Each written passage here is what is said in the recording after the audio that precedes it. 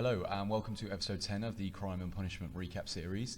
We're continuing with the industrial period in this episode, however we are moving on to crime. In the previous video we looked at what had changed in terms of life in general in industrial Britain. Now we are looking at the impact that that had on crime. So what was the nature and extent of crime in industrial Britain? Well, in terms of the overall features of crime, in the 1750s you see a big increase in crime rates. That's coinciding with the rise in population at this time that we talked about in the previous video. And you get an especially sharp rise after 1815 when the Napoleonic Wars end and soldiers are returning back to Britain without any employment, so they often turn to lives of crime. It does fall after 1850 again, and this is largely to do with the introduction of the Metropolitan Police Force, whose job it is now to prevent crime as well. Most crime committed during this time was petty theft, just like in the other two time periods, with violent crime being only about 10% of all crime committed. Crime was often opportunistic, which means that it was not planned, and it was done by mostly offenders that were young males who were desperate and often turned to crime to either feed themselves or their families or make a bit of extra money.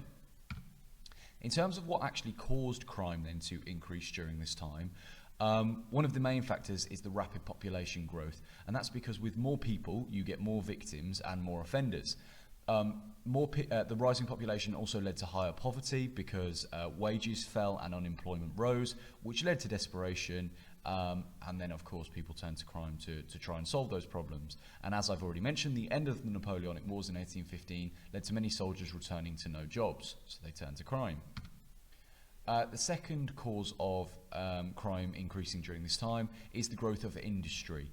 It's during this time that there are far more goods available that are being stored in warehouses and factories, which means that there is more theft because people want to steal those goods. Industry in cities also led to the creation of white-collar crimes done by businesses, for example, fraud. The third cause of crime increasing during this time is urbanisation. With urbanisation, you get growing towns and cities, and they become the centre of petty crimes because inequality was rife in these areas because there is no welfare state. You often had lots of pubs as well in these areas, which of course in turn led to their own kinds of crime because drunkenness would often lead to violence, gambling, prostitution, and you also had very busy streets in these areas where watchmen were unable to enforce the law effectively. You also get changing attitudes to crime during this time period, and they can be roughly split up into three different viewpoints. The first viewpoint was known as the radical thinking viewpoint. These people made links between poverty and crime. So they said if you look at the people committing crimes, it is more often than not those living in poverty. They said that a lack of education, a lack of religion, and a lack of useful work meant that people had no option but to turn to crime. And an example of this is John Glyde, who writes a book making this link.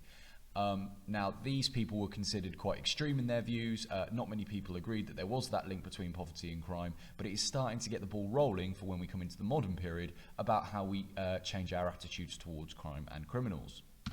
The second group, that were largely the middle class, and this was the majority view at the time, had what was known as a conservative view.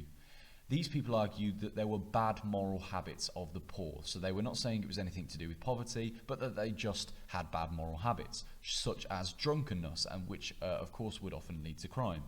The conservative views, those who held conservative views were often dismayed at the number of beer houses, which led to something called the temperance movement, which aimed to shut down pubs to try and stem the rising crime at this time period. And then lastly, you have the criminal class. These, the people who had a view of a criminal class argued that the poor deliberately chose a life of crime. They argued that it wouldn't matter what you gave them, whether you tried to give them education, religion, useful work, they would inherently choose to do crime. They argued that it was a genetic problem amongst criminals. So if you had criminal parents, you would pass on a gene to children, which would make them more likely to become criminals as well. And they also claimed that you could identify physical features of criminals by looking at things like their head size, for example, because studies were done in prisons to try and prove this. Of course, it's not true, it's pseudoscience, but nevertheless, some people did believe that there was a criminal class. That just about wraps up the crime in industrial Britain video. Next video, we will be looking at how law enforcement tries to respond to this growing crime.